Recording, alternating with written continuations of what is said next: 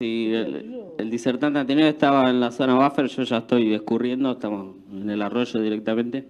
Le vamos a meter un poco de pata. Bueno, antes que nada, muchas gracias a los organizadores por permitirme formar parte de esta linda jornada acerca de un debate de buenas prácticas hoy enfocadas hacia el manejo de suelos y la nutrición de cultivos.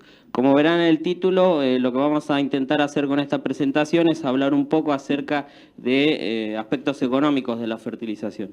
Y para eso vamos a ponernos primero un poquito en contexto de lo que fuimos viendo hoy, que hablábamos de las 4 R's, ¿no? Y recién los disertantes previos hablaban, ¿no? de aspectos ambientales y sociales, del impacto de las prácticas, ¿sí? Y digamos que cuando uno toma la decisión de fertilizar, imaginariamente arma un rompecabezas, como ese que ven ahí, que tiene 4 partes principales. Uno elige una fuente de nutrientes, una dosis, un momento de aplicación, una localización o forma de aplicación de esos nutrientes. Y cada decisión que se tome de combinar esas 4 cosas va a generar distintos impactos, ¿no? Y esas decisiones pueden ser más o menos adecuadas dependiendo de los objetivos que se puedan perseguir, ¿sí? Que pueden estar más o menos enfocados hacia el eje ambiental, el social o el económico. Y cuán adecuadas o no sean esas prácticas lo podemos medir a través de distintos indicadores, algunos de los cuales están mencionados por ahí en esa figura. Y hoy específicamente, como les decía, vamos a hablar de índices que hablan del aspecto económico, ¿no? Productividad y rentabilidad a través de indicadores como el retorno de inversión o el margen. Y cuando hablamos de economía de la fertilización, inevitablemente vamos a hablar de relaciones de precios, ¿no?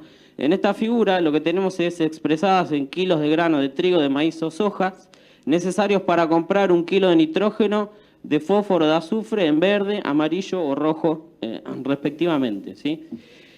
Esta es una serie de datos desde el 2000 hasta el presente y como pueden ver las relaciones de precios son variables a lo largo del tiempo, varían entre campañas y por supuesto también dentro de las mismas campañas.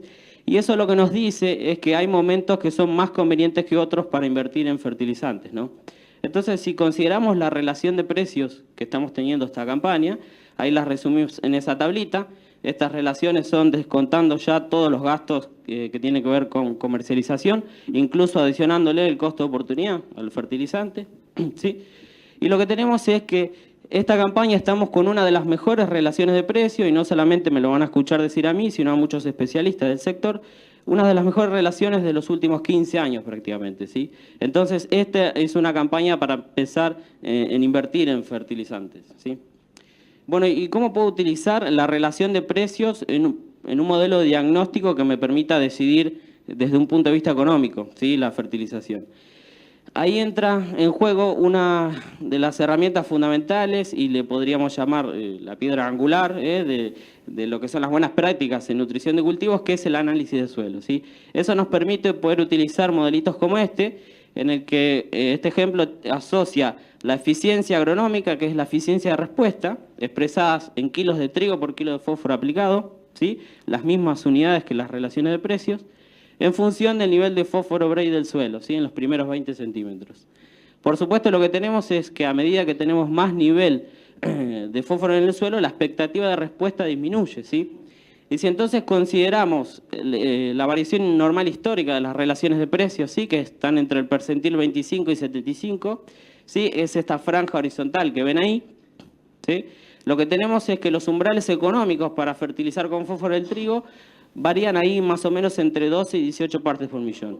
Entonces, si yo sé la relación de precios que manejo este año y sé cuánto fósforo tengo en el suelo, yo puedo saber en qué parte de esta curva estoy parado y cuán conveniente o no me es invertir en fósforo. ¿Está bien? Bueno, otra forma de ver esto puede ser a través de un análisis más probabilístico, ¿sí? Estos datos son alrededor de 300 ensayos en maíz de fósforo y unos 400 en soja, a partir de una revisión de experimentos en la que muchos investigadores me están ayudando mucho. Esto es parte de mi tesis de maestría, ¿sí? Y lo que hicimos acá fue agrupar esos 300 casos en maíz o 400 en soja en 3 clases de fósforo del suelo, ¿sí? ¿Cuánto tenían en los primeros 20 centímetros de fósforo Bray? Entonces esas 3 clases están, en rojo tenemos menos de 10 partes por millón, ¿sí? En amarillo tenemos de 10 a 15 y más de 15 lo tenemos en verde, ¿sí? Estos son niveles o rangos que podríamos denominar como bajos, menos de 10, medios, entre 10 y 15 aproximadamente, y niveles que consideremos adecuados para ambos cultivos, que es más de 15. ¿Está bien? Entonces, en esta figura lo que tenemos es la frecuencia acumulada de casos, ¿sí?, con distintos niveles de eficiencia, en el eje X, ¿sí?, que están expresadas en las mismas unidades que las relaciones de precio.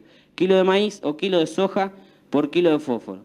Entonces, si acá consideramos esas franjas verticales grises, que son la variación normal histórica de las relaciones de precio para maíz y para soja, lo que tenemos es que cuando tenemos menos de 10 partes por millón, alrededor del 70% de los casos tuvo respuestas económicas a la fertilización, es decir, con eficiencias al menos iguales o mayores que las relaciones de precios, ¿sí? Y en soja anda muy parecido, entre el 60 y el 70%. Cuando nos movemos hacia el rango medio, tenemos que esa frecuencia de casos con respuestas económicas baja alrededor del 50 o 60%, ¿sí?, maíz y soja. Y finalmente, cuando nos vamos hacia ese rango que consideremos adecuado, ¿sí?, lo que tenemos es que esa frecuencia baja a un 30% en soja, más o menos, y a un 30-40% en maíz. ¿Está bien? Ahora bien, ustedes fíjense que tanto en los rangos bajos como altos tenemos casos que no responden o que sí responden y que no cuadran dentro de las expectativas que nosotros tendríamos, ¿no? Y esto tiene que ver con lo que hablaba hoy Nahuel en el panel de interpretación, de análisis de suelo, que hay otras variables que juegan. El análisis de suelo simplemente es una herramienta y que es muy barata y que, si ustedes se fijan, el principal aporte que nos da es reducir la incertidumbre, ¿sí? Entonces, eso en cualquier negocio, cualquier actividad de nuestras vidas es algo muy importante. Bueno, y hasta acá hablamos de todas decisiones que tienen que ver con el corto plazo, ¿sí? Pero hay un problemita, y es que el largo plazo también está pasando, ¿sí? A los jóvenes también nos pasa a todos, ¿sí? Capaz que pasa a una tasa más lenta, pero tarde o temprano nos va a pasar la factura a todos, ¿sí? Entonces, aunque sea así, sabemos que estamos tirando la pelota para adelante en muchas cosas, preguntémonos si estamos analizando qué es lo que estamos pateando para adelante, ¿sí? ¿Qué estamos perdiendo con eso? ¿Qué ganamos o qué dejamos de ganar con cada planteo que hagamos? Entonces, ahora le voy a hablar, ¿sí?, de una red de ensayos de nutrición de cultivos de largo plazo que arrancó allá por el año 2000, gracias a la colaboración conjunta entre una asociación de productores del CREA de la región sur de Santa Fe, el INMRI Conosur, presente, y gracias al apoyo incondicional de Agroservicios Pampeanos, que viene financiando de manera muy importante todos estos ensayos desde allá del año 2000. Esta red arrancó, tiene un diseño único realmente a nivel mundial porque tiene un esquema de repeticiones, ¿sí?, con distintos tratamientos, que está hecho en campo de productores, ¿sí? Esta estructura es muy difícil de encontrar en otros lados del mundo. Arrancó con un total de 11 sitios, de los cuales hoy quedan 5 de ellos, y por razones de tiempo, por supuesto, vamos a hablar de 2 de ellos. 2 suelos que son bastante parecidos, son 2 apludoles típicos, uno está en Teodelina, ¿sí?, en el sur de Santa Fe. Es un suelo apludol típico, serie Santa Isabel, que arrancó en el año 2000 con 10-11 partes por millón de fósforo en el suelo, y tenía una historia de agricultura continua de más de 60 años. ¿Sí? Este campo no vio una vaca nunca prácticamente. Este es el suelo que es menos fértil, con más expectativa de respuesta, si ustedes quieren. Y en contraste tenemos otro suelo, también apludol típico, pero en Alejo Ledesma, un suelo serie Valdicera, serie La Bélgica, en Valdicera, perdón, que arrancó un poquito mejor, con 16-17 partes por millón, y tenía una historia de agricultura continua de solo 6 años, ¿sí? Porque venía de una rotación con pasturas. ¿Está bien? En cada uno de estos sitios se instaló una serie de ensayos, como ahí ven, esta es una foto aérea del ensayo de Teodelina, con repeticiones, ¿sí?, en bloques, y los tratamientos van desde un testigo absoluto, que nunca recibió ninguna aplicación de fertilizantes, ¿sí?, hasta un tratamiento que le llamamos de fertilización balanceada, NPS, porque son los 3 nutrientes más limitantes para la producción de cultivos, ¿sí? Y en el medio tenemos lo que se llaman las parcelas de omisión, que son aquellas a las que le faltan uno de esos 3 nutrientes, ¿sí? A esta le falta fósforo, a esta le falta nitrógeno, a esta fósforo y a esta azufre. ¿Está bien? Las dosis, ¿sí?, de fertilización se describen los rangos en esta tabla, ¿sí? Para el caso de nitrógeno solo se fertilizaron las gramíneas de la rotación, es decir, los maíces y los trigos. El criterio fue satisfacer requerimientos de unas 10-12 toneladas de maíz y unas 5 toneladas de fósforo, unas 5 toneladas de trigo, y para el caso de fósforo y azufre el criterio fue de reposición de los nutrientes, ¿sí? Más un 5 o 10% extra en concepto de construir fertilidad fosforada y azufrada en los suelos. ¿Está bien? Adicionalmente, otra pata muy importante que pudimos incorporar en los últimos años tiene que ver con el manejo del productor. Aprovechando ese esquema que les comentaba de que se realiza en campo de productores con tecnologías de ellos, y que el productor en el resto del lote siguió la misma rotación, pero aplicó su propio criterio para fertilizar. ¿Está bien? Entonces, esto, digamos, es un producto muy bueno, sobre todo para los productores que decidieron poner el ensayo en su campo, porque les puede dar un buen esquema de comparación y plantear escenarios de qué pasaría si aplicaría uno u otro manejo. Entonces, de manera comparativa, acá tenemos la fertilización acumulada en las primeras 14 campañas, ¿sí? En el sitio 1, fíjense, en 14 años se aplicaron en la parcela 1.600, 500 y pico y casi 300 kilos de nitrógeno, fósforo y azufre, ¿sí? El productor en el resto del lote aplicó prácticamente lo mismo de nitrógeno, ¿sí? Incluso un poquito más, casi 1.700 kilos.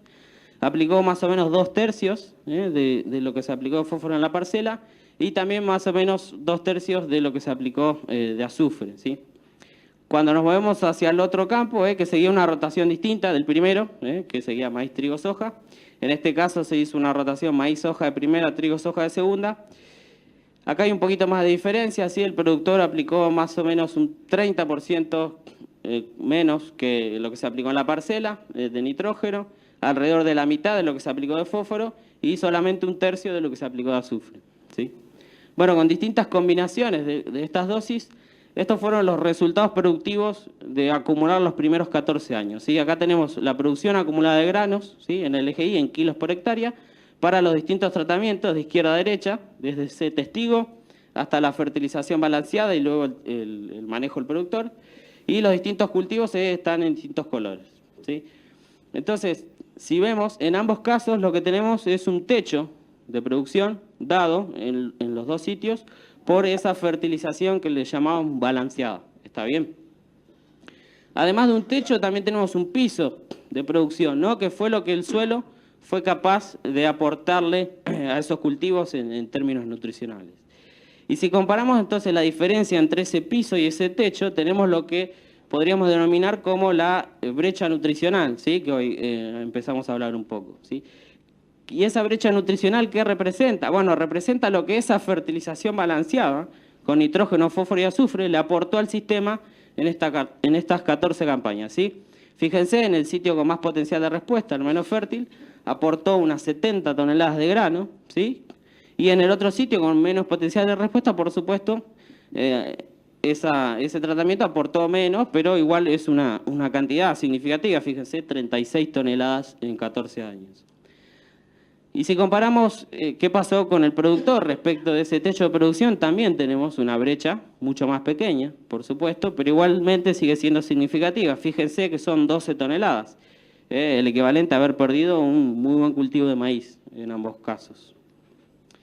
Bueno, además de analizar cosas productivas, también les decía que analizamos términos de la rentabilidad. Entonces lo que hicimos fue utilizar los precios de cada campaña, esa serie de precios que les mostraba yo al principio, ¿sí? Simulando de qué hubiese pasado si el productor hubiese aplicado cada uno de esos manejos, ¿no? Y expuesto a todas las variaciones de mercado, ¿no? Una campaña con mejores precios que otro, diferencias climáticas, etcétera.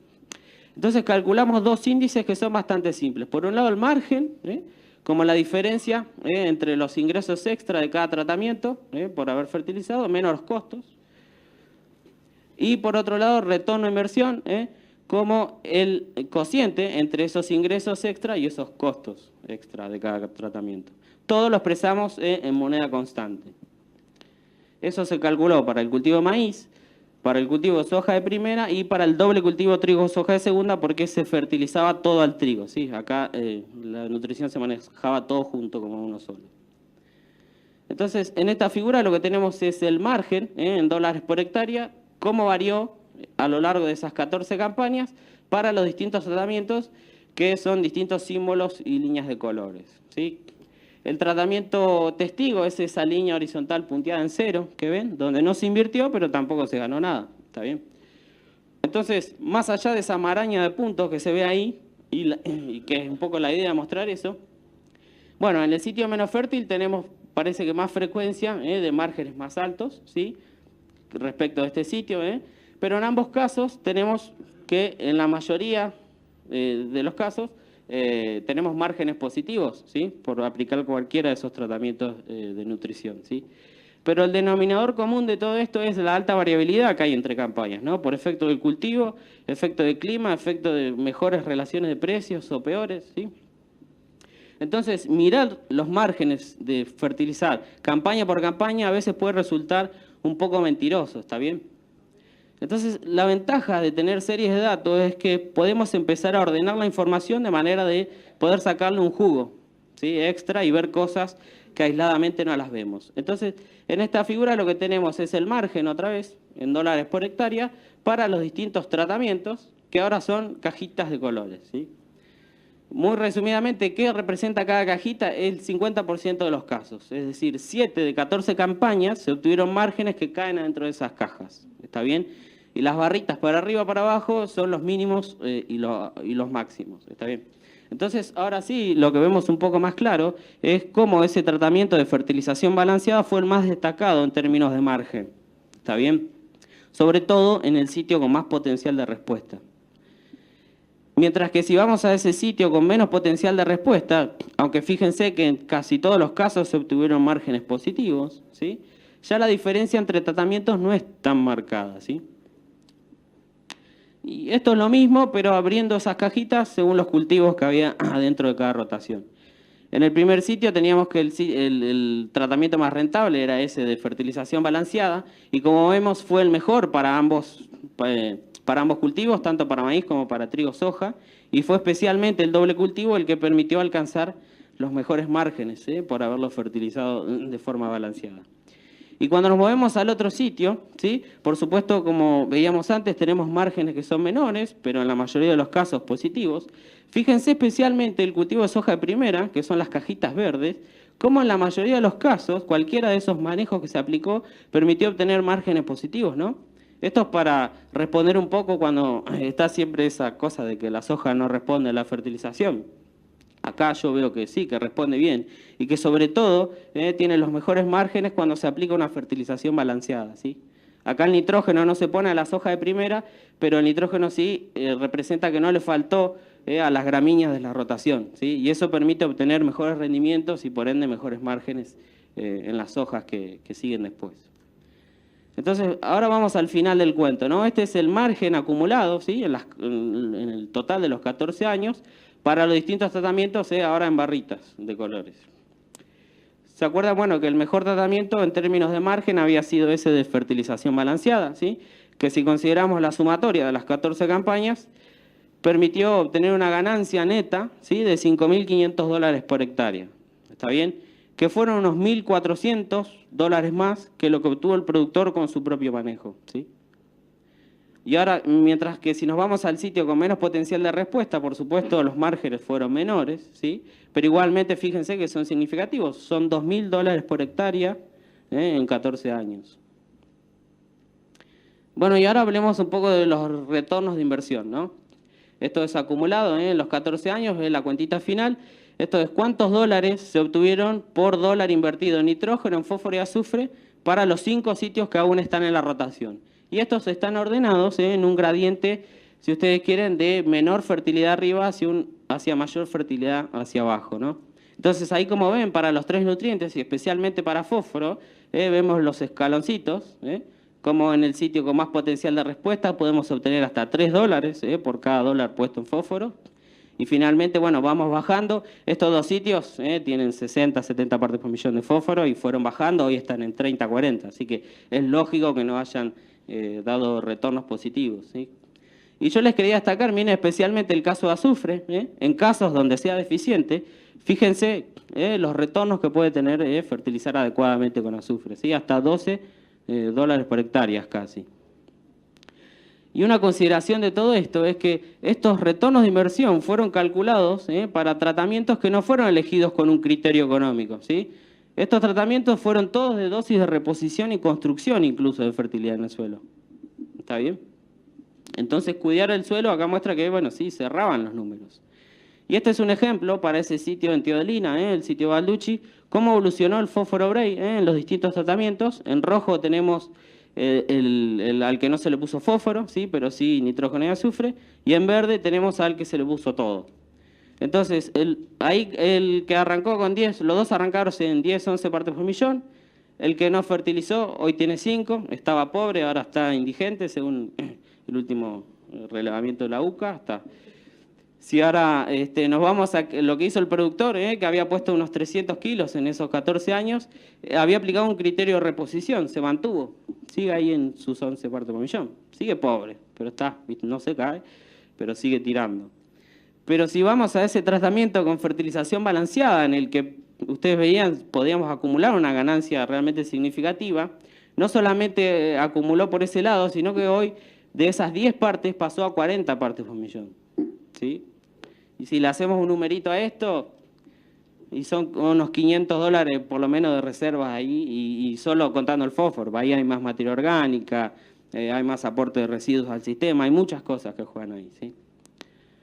Entonces, como consideraciones finales, la idea es que, bueno, las buenas prácticas de la fertilización comienzan, y yo les diría que continúan, con un correcto muestreo y análisis de suelo, que eso va a permitir después que se pueda hacer o no una correcta interpretación de eso, que eso nos va a permitir poder tener un poco más de certidumbre en las decisiones, y eso también nos puede ayudar a ser más rentables en el negocio de la agricultura, porque es un negocio al fin y al cabo, y que además eso también nos va a permitir poder manejar mejor la fertilidad del suelo para mantenerla e incluso mejorarla cuando sea posible, ¿sí? Y al final de cuentas eso es lo que nos va a ayudar a ser un poco más sustentables. Bueno, eso es todo. Ahí está mi mail para alguna consulta.